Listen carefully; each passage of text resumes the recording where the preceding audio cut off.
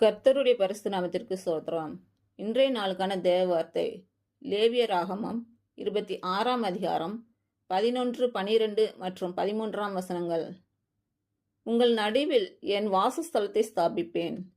என் ஆத்துமா உங்களை அரோசிப்பதில்லை.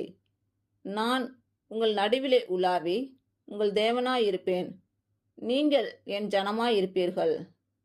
நீங்கள் எகிப்தியருக்கு அடிமைகளாயிராதபடிக்கு நான் அவர்கள் தேசத்திலிருந்து உங்களை புறப்பட பண்ணி உங்கள் நுகத்தடிகளை முறித்து உங்களை நிமிர்ந்து நடக்க பண்ணின உங்கள் தேவனாகிய கர்த்தர்.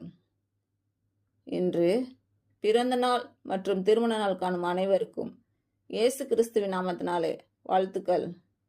கர்த்தர் உங்கள் பலவீனங்களை மாற்றி உங்களுக்கு பலத்தை கட்டளையிடுவாராக.